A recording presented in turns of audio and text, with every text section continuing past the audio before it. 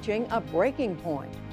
The truth is, if we've got thousands of people in jails and prisons who don't need to be there, and we haven't found the courage yet to get them out. And it's Friday. David Brooks and Ruth Marcus are here to analyze the week's news. All that and more on tonight's PBS NewsHour.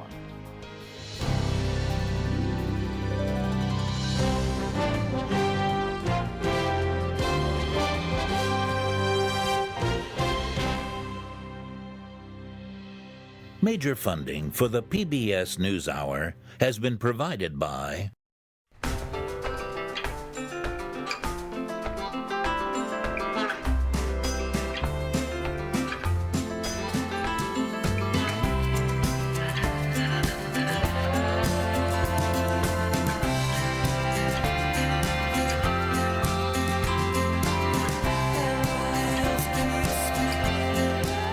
moving our economy for 160 years. BNSF, the engine that connects us. Fathom Travel, Carnival Corporation's small ship line, offering 7-day cruises to 3 cities in Cuba, exploring the culture, cuisine, and historic sites through its people. More at fathom.org. Lincoln Financial, committed to helping you take charge of your financial future. Genentech. Supporting social entrepreneurs and their solutions to the world's most pressing problems. SkollFoundation.org. The Ford Foundation, working with visionaries on the front lines of social change worldwide. And with the ongoing support of these institutions. And friends of the NewsHour.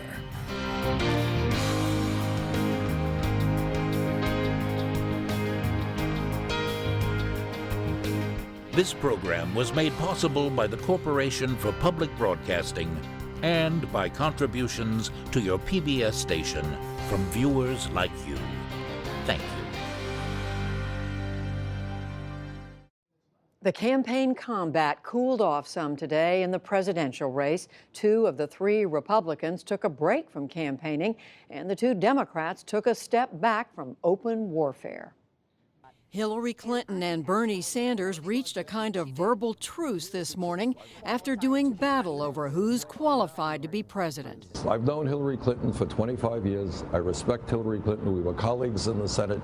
And on her worst day, she would be an infinitely better president than either of the Republican candidates. She's qualified.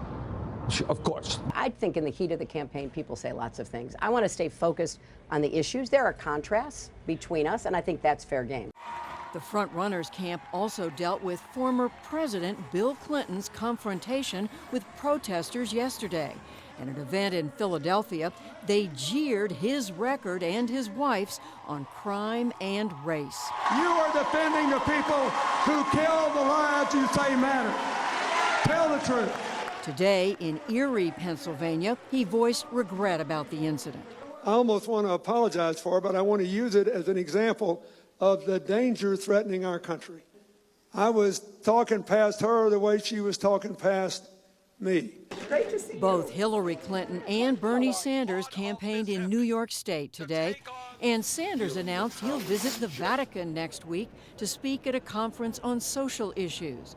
On the Republican side, Donald Trump canceled an event in California to stay in his home state.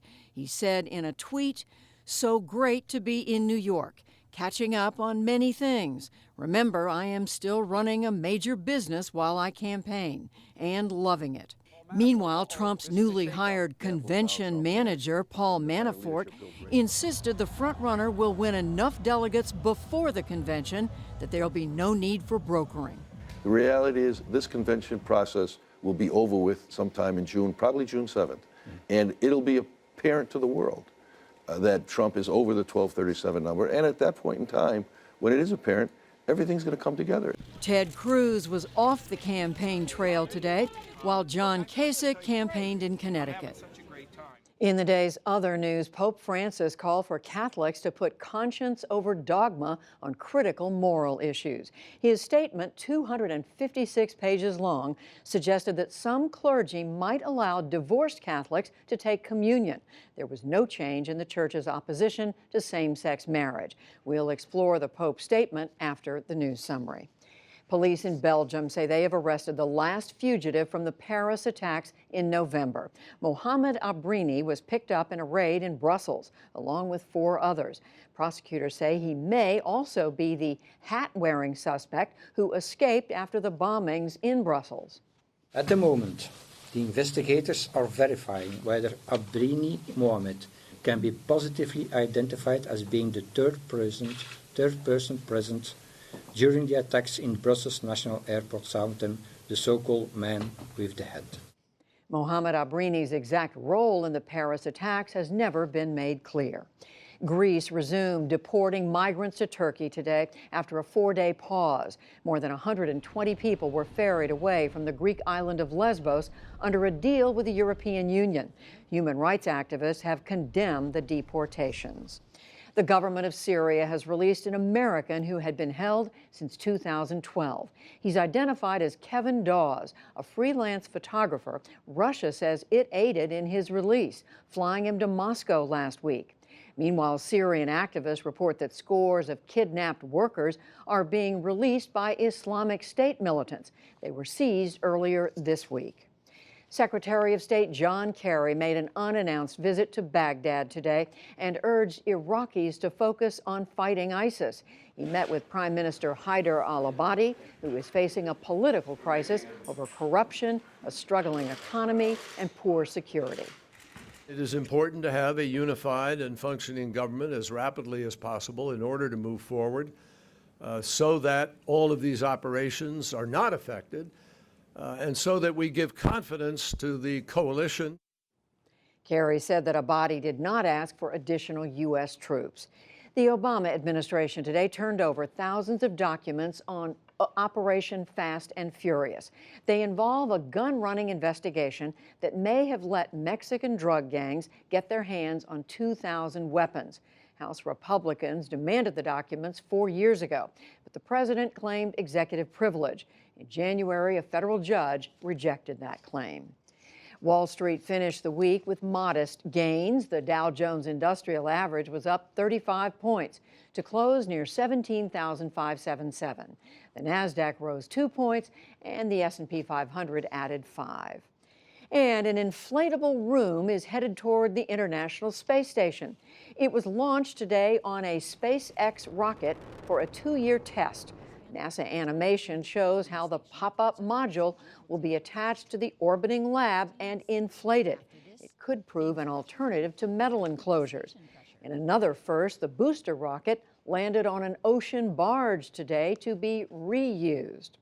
Still to come on the NewsHour, the Pope's views on the church and the modern family. A look inside the most overcrowded prison system in the nation. Why Kenya is being targeted by the terror group Al-Shabaab, and much more.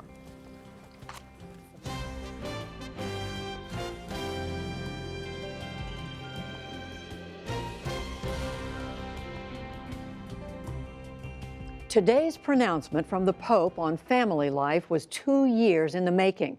Pope Francis explicitly called for the Church to be less judgmental. Instead, he said more support is needed for single and unmarried parents, as well as same-sex couples. Divorced or remarried Catholics should not be judged or discriminated against in church life.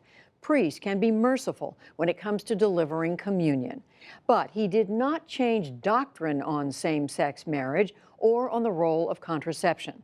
We sample some of the reaction now with Amanda June Gargas. She's the student administrator at campus ministry at Georgetown University's Law Center. Gloria Purvis is the host of a radio show on the EWTN Catholic Television Network called Morning Glory. And Marianne Duddy Burke is the executive director of Dignity USA, which works on support and changes for the LGBT community in the Catholic Church. And we welcome all three of you to the program. So let's begin by, I just want to ask each one of you, what do you think of this latest statement by Pope Francis? Let me start with you, Ms. Gargas. I think it's a great thing. I think it falls well within what the Pope's been saying all year in this year of mercy, of being in love with our neighbors and how we show mercy towards the people around us, the saints and the sinners, those that conform with how we see God's love, and those who may not necessarily be acting in the way that maybe traditional Catholics tend to think of the church acting. Gloria Purvis, what about you? What was your reaction? My reaction was this was quite a merciful message. It had a lot for everyone. I think it was a challenge for everyone. He clearly speaks within the confines of the church's understanding of marriage, faithful, fruitful, faithful forever. And yet at the same time, he says we need to be merciful to everyone, walk with them. And one of my favorite lines in the exhortation is where he says, love coexists with imperfection. And so I think it's a hopeful message for all of us. We all fall short of perfection, but if we're willing to listen and think with the mind of the church and try to form our consciences properly, the church is there with us. Marianne Duddy Burke, what about you? What did you think when you read this? Yeah, I find it to be a very uneven document. There are certainly places where it soars. I love the emphasis on respecting the formed consciences of so many of us and pastoral care starting from the needs of the person. I think those are fantastic and really consistent with a lot of what Pope Francis has been about. And then there are areas where it really falls short of what I think people were hoping for, and that's certainly true on the issue of LGBT people, where there really isn't a lot of progress in this piece. What were you expecting him to say in that regard? Well, I think what was most encouraging about the synod process was at the end of the first session, when there was some beautiful language that came out about LGBT people and how our gifts and should be welcomed and honored by the church, and how commitment between same-sex couples could be a sign of real grace. And that language was rolled back very quickly, but I think there was some hope that Pope Francis might take at least some of that and move it forward a bit, and he really doesn't. Amanda June Gargas, what about whether it's the language on same-sex marriage, on the LGBT, that affect the LGBT community, or on the statement broadly? Where do you think it could have gone further than it did? Well, I think the important thing to remember when it comes to documents like this is that the Pope isn't in a position when making these types of statements to change church doctrine. So we have to be very realistic in our expectations of what's going to come out of these sessions and out of these speeches. But I think that one thing that he didn't touch on that I think is very pervasive and very obvious is the church's role with contraception. We've seen the Pope make statements about contraception, particularly in Central and South America, with the current issues of the Zika virus, but we don't see him talking more broadly about how families should be treating contraception. Is that still the church's doctrine? Are we going to remain in that vein? Or are we going to have a more fluid concept of when contraception is appropriate and not? But I think he at least touched on it somewhat when talking about the importance of sex education, and that was an important aspect of child development. But I think he could have gone a step further in helping everyday Catholics understand exactly what the role contraceptive is going to be in our community going forward. Gloria Purvis, what about the language or not, the missing language on contraception? Well, I think it was there when he was talking about that each child is to be welcomed and that the mother can dream about the child with God. What I'd like to say, what I would have liked to have seen, and we talk about structures of sin, is a consideration of perhaps how society is set up to make the male as the model of perfection is actually something that's contrary to us as women. So that is why we think that our fertility or motherhood is the enemy of our progress. It's a lot of times because of how our society is set up, and I'd like to see us challenge that setup, because I think there's nothing defective about women. There's nothing defective in our fertility, but society is defective in its view of us. So how would you have liked to have seen him change that concept. I would have liked to have seen him specifically say, woman, you are not defective because of your ability to bear children. And in fact, society needs to make more places available for you in respect of that awesome gift that you have.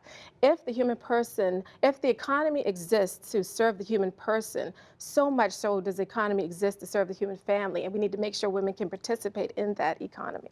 Marianne Duddy Burke, what effect do you think, what practical effect do you think this is going to have? And he spoke about the role of individual priests in interpreting this and being more compassionate. How do you think priests are going to look at this? Well, I think this has really far-ranging impact both within the church and, at the level of policy all across the globe. Certainly in the area of pastoral care, I hope that it will lead to less dogmatic interactions with people across the board. I hope that, there's more of a sense that the church is first and foremost here to help care for people and help us care for each other, and that really needs to be the starting point. I think there is a lot of that kind of language there. I think that we really have to see what the response is going to be, certainly at the level of the bishops and cardinals, because that trickles down to what happens in the everyday lives of where people encounter the church in its pastors and in each other. That pastoral care often comes from the people of the church giving it to one another. Right. So that level, I think, the responsiveness has often been there, mostly been there.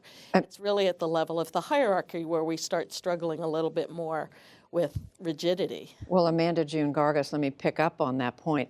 How much do you think is going to change either in the teaching, the decision-making by priests, by bishops, by individual Catholics as a result of this? I'd like to hope that there's going to be some change, that priests are going to start using this as a guide for how to deal with married and divorced Catholics, especially since that was a huge part of the Pope's message. I think you're going to see a lot of more liberal priests using this as an opportunity to advance their feelings on it. They're going to see this as an okay to go forward. But I think for us everyday Catholics, for the ones who aren't in the priesthood, I think this should be the point where we see our role as evangelicals, as part of the clergy of Christ, as it were, to love our neighbor and to make sure that we are protecting the family, that we're guiding the family, that we're loving the family, but we're also loving those who may not conform to our particular ideas about the family, and that we're showing the love of Christ in that environment as well. And Gloria Purvis, what do you see changing, perhaps, as a result of this? I think really it's a challenge to the priest, because that's an awesome responsibility to walk with the sheep, if you will, and to keep us on the straight path. I don't like the terms liberal or conservative Catholic. I like the terms just truth. What is the truth of our teaching? And it is not compassionate to waive the teaching to make people feel comfortable. I think what the Pope is calling the priest to do is to walk with each of the sheep wherever they are and help us to grow in holiness, which means properly forming our conscience and being willing to listen. And the priest is going to have to be a bride of Christ and have the heart of a mother in dealing with some very troubled children. So that's what I think is going to change. Well, we thank all three of you for helping us think through what it is that the Pope has said in this important statement. Gloria Purvis, thank you. Amanda June Gargas and Marianne Duddy Burke. We appreciate it. Thank you.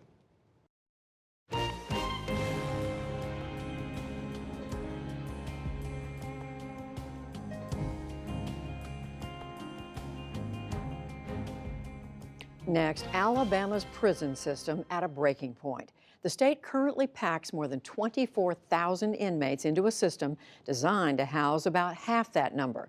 Jeffrey Brown looks inside the most overcrowded prison system in the nation as part of our ongoing series, Broken Justice, about new approaches to criminal justice.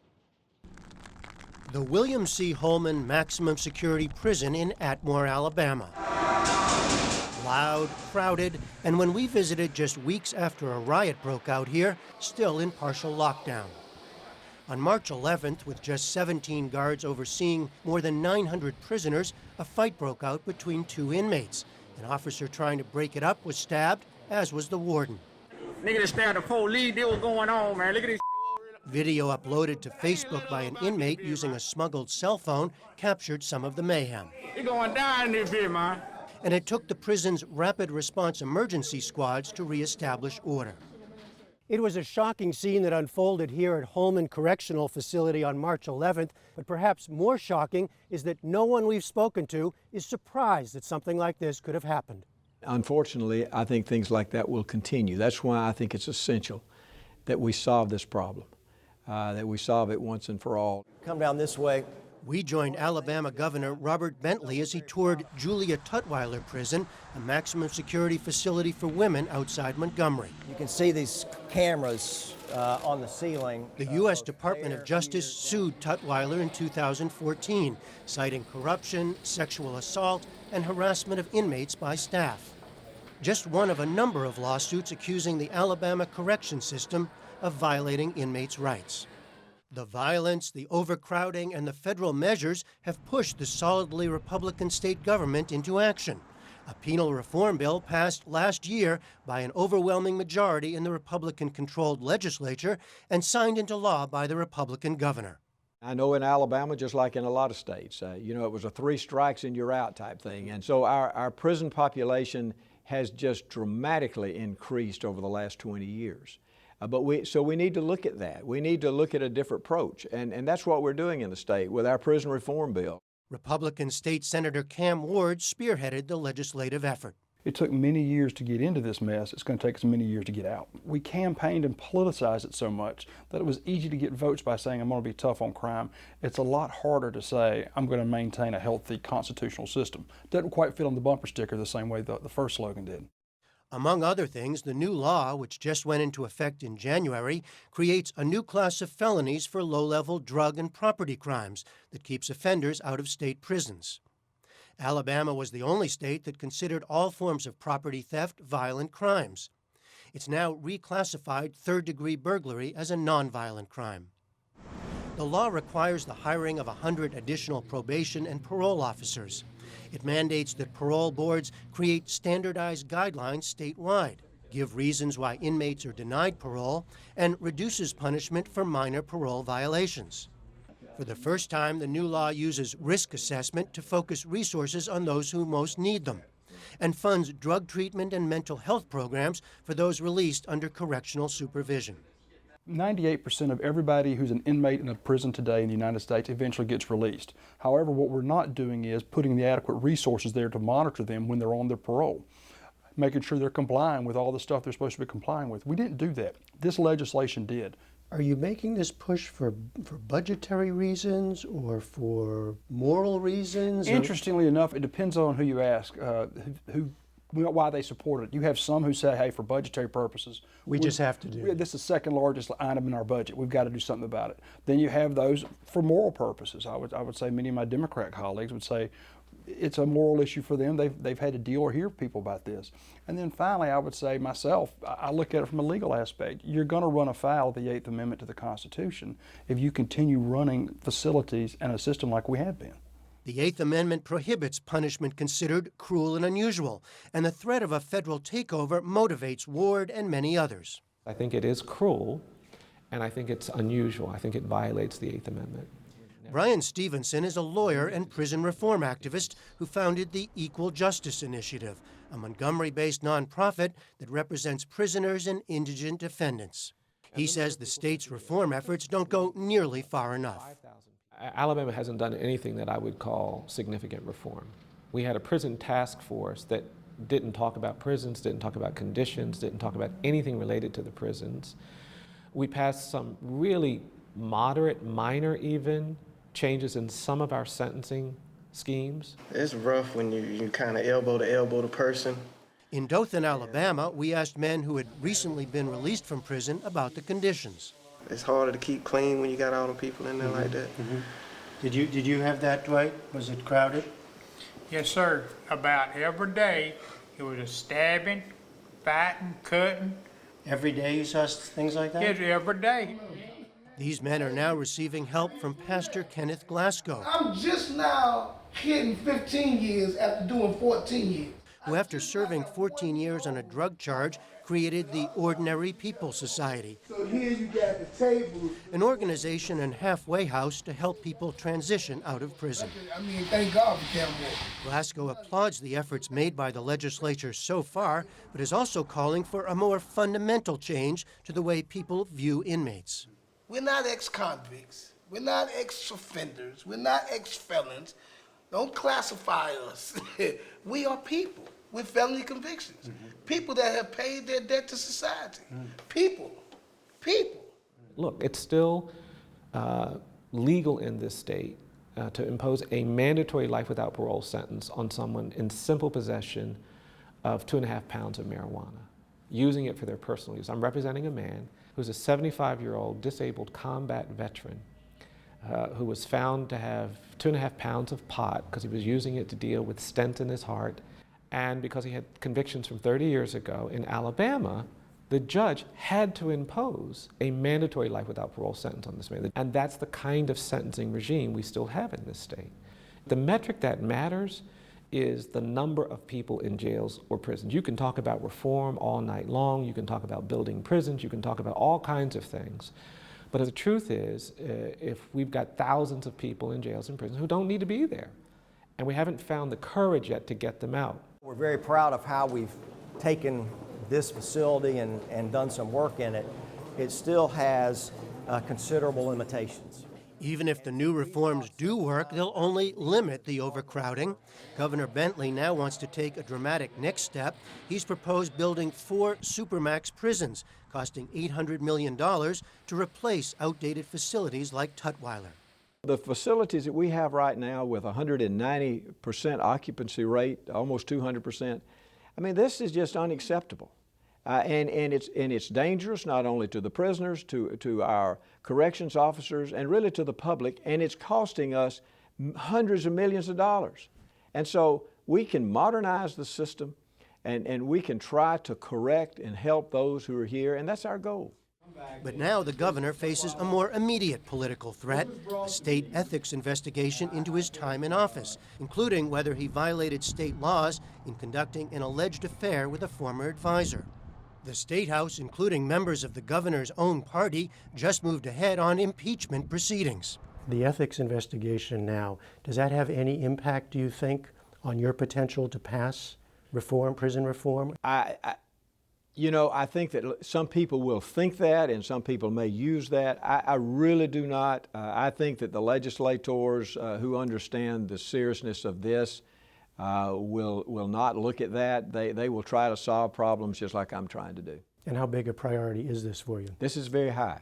This is right now is my highest priority. Highest? Highest right now. We're the closest right now to solving this problem that will solve a problem for the state of Alabama for the next 30 to 50 years, and that's major.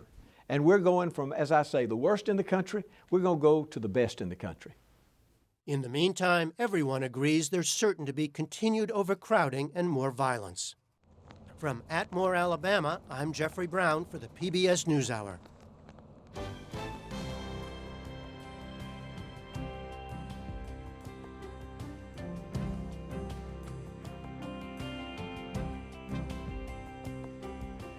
Stay with us. Coming up on the NewsHour, David Brooks and Ruth Marcus analyze the week's news.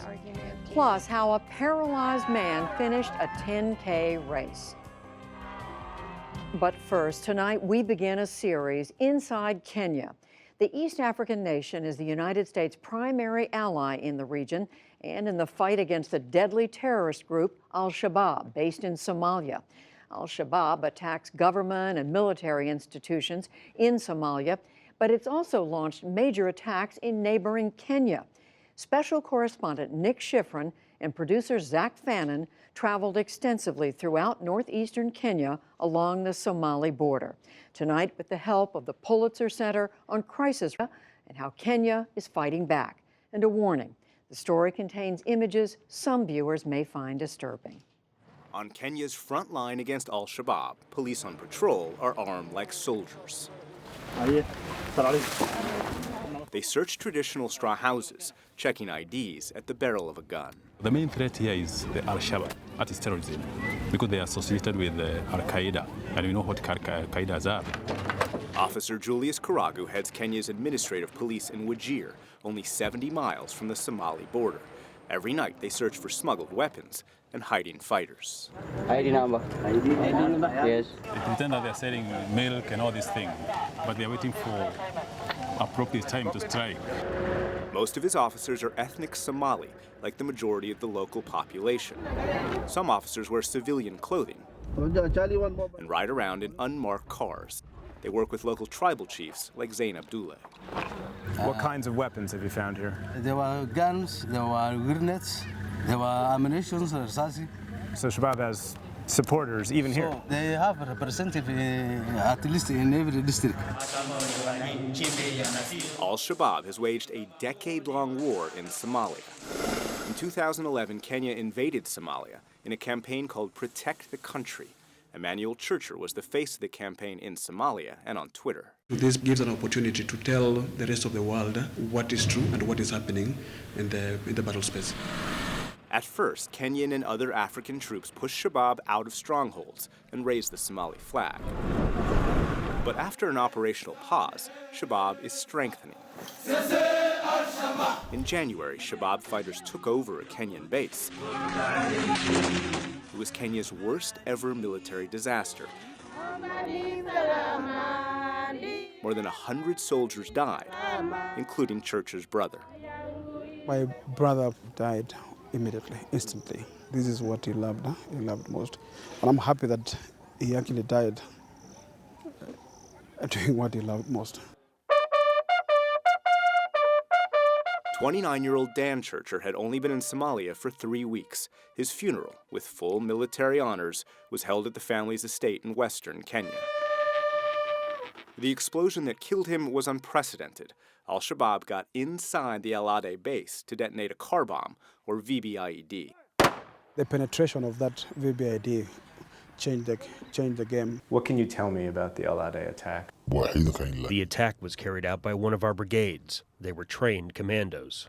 This 40-year-old Somali says he's a member of Al-Shabaab. He says the El Ade attack took 8 months to plan. He threatened to kill me if we didn't keep him anonymous. What's the main motivation for you and your men to have joined Al-Shabaab? I joined the group to get a job. Somalia is a place where there is no government and no work. What's the main goal for you and your men in Al-Shabaab? We want to have an Islamic State in Somalia, where Sharia law is practiced. Why have you launched attacks inside of Kenya?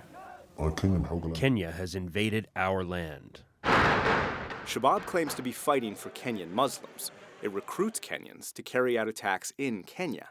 The worst in 20 years was on Garissa University. How bad was the scene here when you arrived? It was terrible. Hamo Mohammed is Garissa's dean of students. This classroom is still scarred from last year's attack. Shabaab murdered 19 students in this room for singing Christian prayers. Bodies of the students that you know them by names, young, aspiring, and you are seeing their body lying down, their blood all over. They came when I was here, then I would be normal too. So I'm just lucky. Sophie Gatwiri is a junior. So I'm going to finish my education and get a better job. She was a member of the Christian prayer group that was attacked. How many friends did you lose? I lost like 15. I don't like discussing that story about those people, those students who passed. I don't like at all. The gunman lured the students down into this courtyard, right? That courtyard is in Garissa's largest dorm, with students' rooms upstairs. This was the gunman's final stop. It was ugly, what had happened here. And you see, you could find the bodies, the manner, the way they arranged. They put them so close. Side by side. Yeah, side by side. So they were just lying all over. Shabaab gunmen locked the doors and killed everyone. This photo was taken a few hours later and posted online. This is that same spot today. 120 bodies filled this atrium. The gunmen had gone from bedroom to bedroom, claiming they just wanted to talk to the students. So many students willingly came down here, but When they were all lined up, they were all shot in the head, execution style. Today, police patrol the campus. Kenya says the school represents resistance to terror, but for this community, it's a reminder of decades of neglect. 50 years of independence, and yet you don't have even a single university in the whole of northern region, northern Kenya. That's marginalization. When Kenya became independent in 1963, the Northern Frontier District covered nearly half the country's landmass, but it had no higher education. Today, Garissa is the region's only university. And for 50 years, northeastern cities and their ethnic Somali residents have received barely any development funds from the central government. Has Wajir in the northeastern region been neglected? Yeah, it was terribly neglected. For 50 years since independence, we never knew roads, we never had good health facilities, we had no good education. We are still drinking from dried up wells.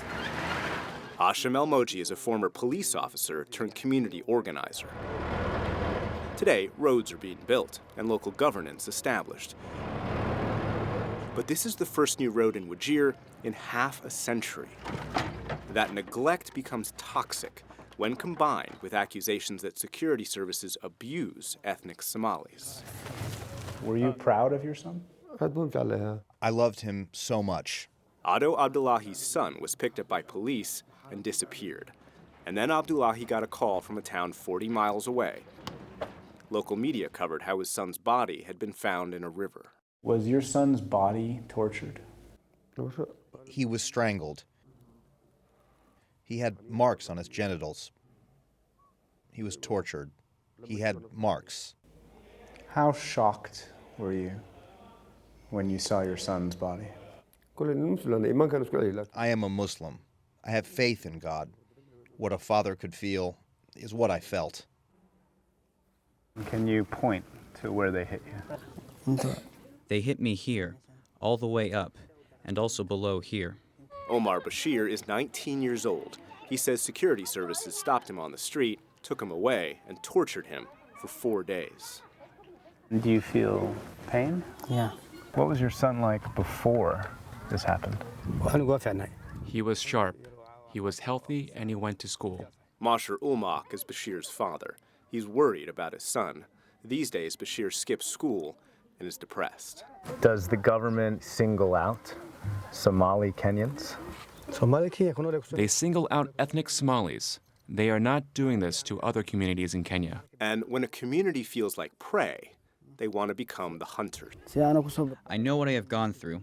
I was innocent. I will treat people the same way I was treated. Because of the seething discontent, Kenyan ethnic Somalis are feeling that Kenya is not their home. So some are joining terrorist organizations in Somalia. The police deny wrongdoing. They say everything they do is to fight Al-Shabaab. The people they may not like the operations, but we had to do them. Why did you have to do those operations? The operations, to wipe out the criminals. These are the Al-Shabaab.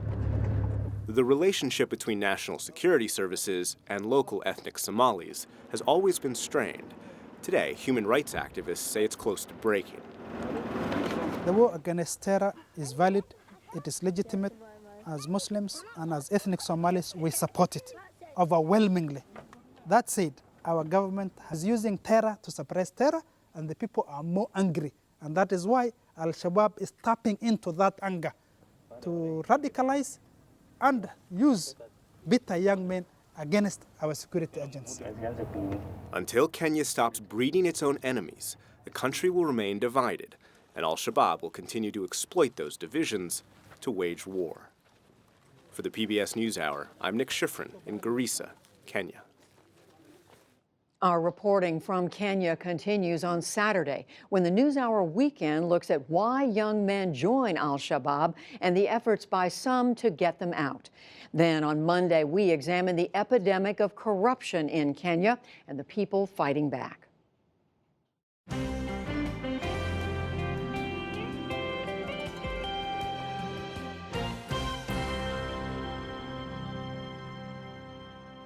Now, the week's political news, the renewed war of words between the two Democratic candidates for president, a former president's skirmish with protesters, and how Wisconsin has altered the race for the Republican nomination. We get analysis now from Brooks and Marcus. That's New York Times columnist David Brooks joining us from New York, and here on set, Washington Post columnist Ruth Marcus. Mark Shields is away. And we welcome both of you. So let's talk about this war of words that's been going on the last few days between the two Democrats. David, it's gotten, the language has gotten tougher. It's gotten more personal. What do you make of this? They're like 1/100th of the Republican level so far. I think that I'm most amazed that Bernie Sanders wasn't here months ago, frankly. You know, he made a decision early on, I think a wrong decision, to take the email issue off the table and take a bunch of issues off the table and not go after Hillary Clinton. And so he really wasn't as tough on her as he could be. Now he's going after her, to me, on the least promising possible grounds that she's unqualified. Whatever else Hillary Clinton may be, unqualified, at least by any conventional measure, is not one of them. And so I'm a little mystified. I do not think it'll hurt the Democratic Party. I think if you look at the polling numbers, the vast majority of people on both who support either candidate would be happy with the other. And so I think you'll still get a reasonably united Democratic Party. Ruth, what do you make of this, and why do you think it's happening now? So it's happening now because this is the stage in every protracted primary campaign where candidates are tired, nerves are frayed, everybody kind of wants it to be over and wants the other guy to go away, or woman to go away, and to win finally. And so this is the moment when these things tend to happen. And they always tend, David is right, that this is really rather tame compared to what happened on the Republican side. I mean, on the Republican side this week, you had Donald Trump accusing his main rival of having committed a federal felony by coordinating with his super PAC. So this is pretty mild. These things also always look worse at the time than they do in retrospect. If you look back at some of the words that occurred between Hillary Clinton and Barack Obama in 2008, there was a lot of angst at the time about how Hillary Clinton's supporters would never, ever be willing to vote for Barack Obama after what had happened to her. Back in June of 2008, only 60% of them said they'd vote for Obama. Well, guess what? They did. He's president. So this is we had ramp up Thursday yesterday. Today was kind of tamp it down Friday. Calm down Friday. But David, you don't see this having an effect in the fall, that this could come back to bite whoever the Democratic nominee is? We assume it's Hillary Clinton, but we don't know for sure. Right. Yeah, no, I really don't think. I think, first of all, as Ruth said, wounds get healed, especially around convention time. Everybody has a party. They feel good against each other, with each other. And then, you know, Ted Cruz or Donald Trump or somebody like that is sitting out there, a very good unifying device for Democrats. Ruth, what about this exchange between Bill Clinton yesterday and these Black Lives Matter protesters in Philadelphia? They brought up the crime bill. They were criticizing him, criticizing Secretary Clinton, his wife, for being his wife, for supporting him at the time. Now she's saying this is something she would change. But is this something that has traction, do you think? Well, there's a few different risks embedded in there. One is the sort of continuing role of Bill Clinton, who is simultaneously her most powerful surrogate-in-chief and also Hillary Clinton's most dangerous surrogate-in-chief.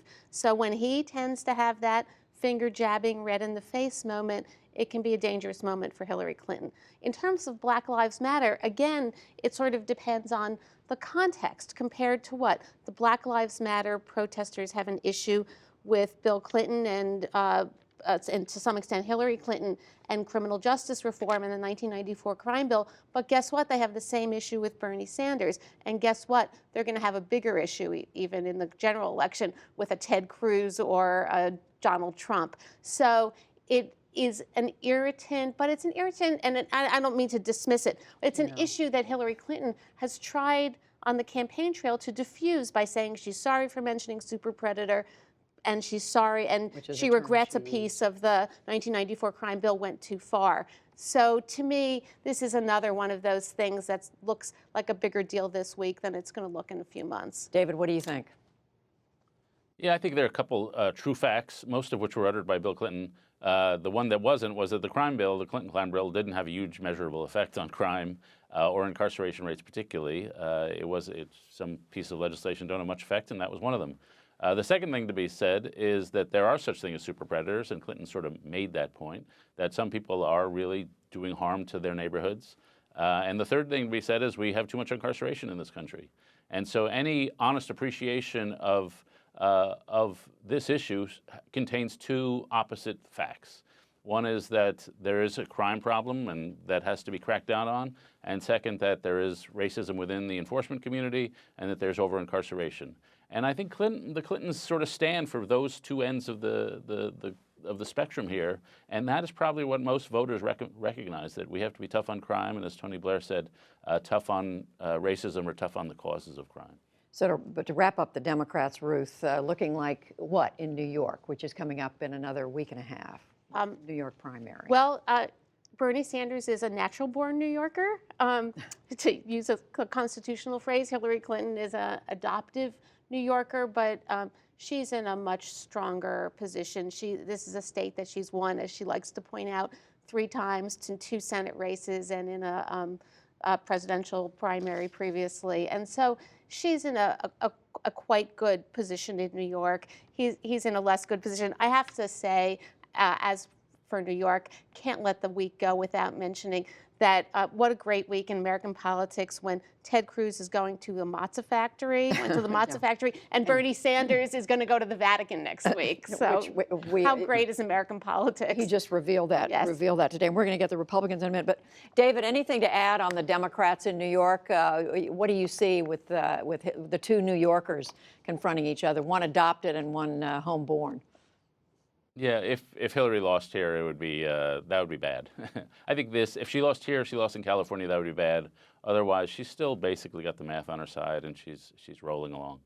So, David, let's turn to the Republicans. Donald Trump took quite a drubbing in Wisconsin this week. Ted Cruz picked up almost all the delegates, I guess, in Wisconsin, and he just keeps picking up a delegate here and a delegate there.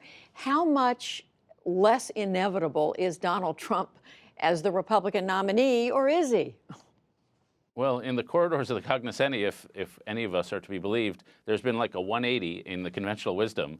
A couple weeks ago, it was Trump is inevitable. He's rolling through everything. Now it's Cruz is inevitable. There's just a lot of chattering that suddenly it's going to be Ted Cruz. And the basic argument is that Trump will not get a first ballot majority at the convention.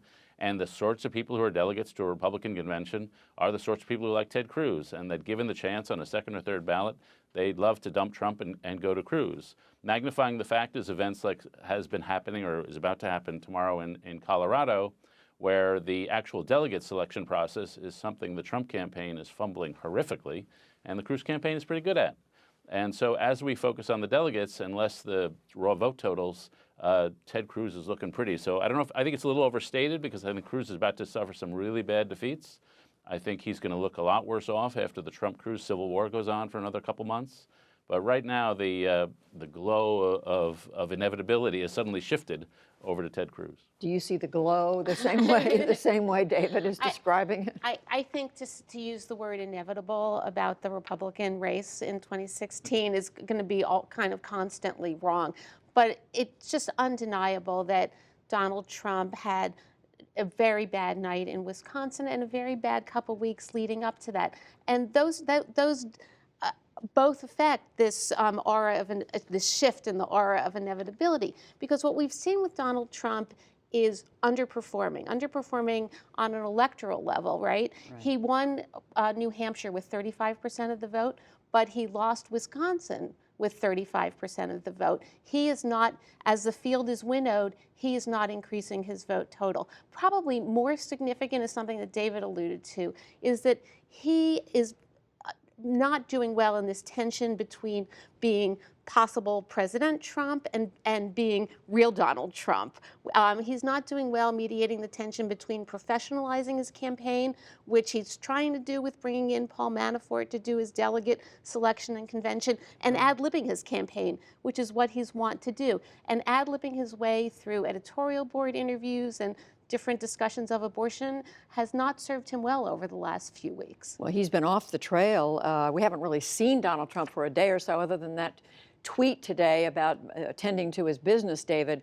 But is there room for Donald Trump to come back and be this term we keep hearing him say his wife wants him to be more presidential, and to get his act together when it comes to building up his delegate lead? You know, I think a lot of wives have imagined wishes for their husbands change in behavior, but they rarely come about. Certainly not in the case of Donald Trump. I do not think he's going to be more presidential. He is an aggressor. He's an attacker. He's been doing that since 1990, or since anybody ever heard of Donald Trump. And so he is the same thing. He's just not that substantive. I think some of the organizational problems with the campaign could be fixed. If you look at what's happening in Colorado, people show up at the congressional district delegate committees hearings, and the Trump campaign hands them who to vote for, but the people on the list that they're handed who to vote for don't match the people actually on the ballot. That's just a basic organizational incompetence. I do think, however, he's going to have a bunch of rebound, and he's going to look a lot better as we head to the Northeast. Yeah. Ted Cruz is just not a Northeast, Mid-Atlantic candidate. And so the vibe around Trump, as he starts racking up some big wins, will probably change. Right now, he's probably at a little nadir, but it is significant that a big nadir could come in Cleveland. It could all come down to that first or second ballot, or the negotiations up to that first or second ballot. And there's a much higher likelihood than there was a couple weeks ago that he won't get there. And of course, Trump's people are saying that's not the case. Right. His delegate man came out today and said we're going to have it. It's inevitable. But they are also hanging this phrase that Ted Cruz used back at a debate in January, critical of New York values, around his neck, making it a little bit harder for Mr. Cruz. What a surprise that they would dredge up that phrase.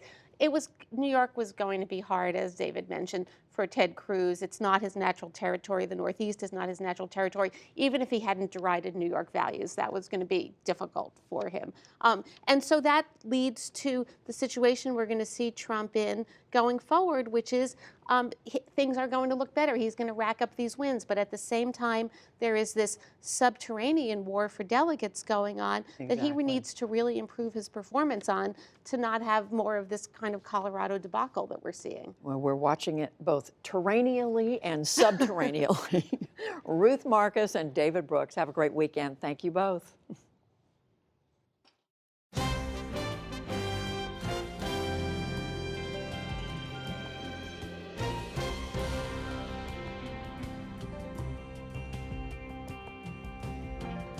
Finally, to our NewsHour shares, something that caught our eye that we thought might be of interest to you too. 10 years ago, a car accident severed Adam Gorletsky's spinal cord, leaving him paralyzed from the waist down. But that did not stop the former high school cross-country and track runner from finishing a 10K race last weekend, thanks in part to a special robotic suit. Step by step and mile by mile, 29-year-old Adam Gorletsky walked the entire length of the Cooper River Bridge Run in Charleston, South Carolina, Saturday. I'm feeling good. I'm feeling very good. Very confident. Gorletsky used a robotic exoskeleton machine to accomplish the feat. He received the system in December and has trained 2 to 3 hours a day with it ever since to prepare for the race. Not only are you walking, you're walking in the Cooper River Bridge Run. Come on. Friends and family walked beside Gorletsky on race day as he battled hills, high winds, and physical pain along the way. My wrist, man, my wrists feel like they're about to snap in half. And 7 hours after his journey began, the man who was once told he would never walk again finally crossed the finish line. It feels really good. It feels really good. I'm speechless, man. I really am. What an inspiration. And we have finally a news update. The State Department has sent to Congress more than 1,100 pages of records on the Benghazi, Libya attack. A House Select Committee requested those documents in 2014. The U.S. ambassador and 3 other Americans died in Benghazi when Islamist militants attacked a diplomatic mission and a CIA compound back in 2012. On the NewsHour Online, an Indiana high school student became one of the early heroes in the fight against AIDS. Ryan White was 18 when he died 26 years ago today. NewsHour columnist Dr. Howard Markel recalls White's brave fight. All that and more is on our website, pbs.org/newshour. And tune in later this evening on Washington Week. Gwen Ifill and her panelists tackle the week's big news. Gwen? Hey, Judy, the Democrats are battling, the Republicans are jockeying, and everyone is riding the subways, eating pasta, and making matzah. Not making that up. Yes, it is the New York primary, but we take you behind the scenes to the real fights over delegates and to the secret world of offshore tax havens with reporters from the Washington Post, CNN, the Wall Street Journal, and the Los Angeles Times. Later tonight on Washington Week. Judy? Can't wait. We thank you. And we'll be back right here on Monday with a look at an extensive effort to document war crimes in Syria. That's a NewsHour for tonight. I'm Judy Woodruff. Have a great weekend. Thank you and good night. Major funding for the PBS NewsHour has been provided by Fathom Travel, offering cruises to Cuba and the Dominican Republic. Travel deep. Lincoln Financial, committed to helping you take charge of your financial future. BNSF Railway. Genentech. The William and Flora Hewlett Foundation, helping people build measurably better lives. And with the ongoing support of these institutions.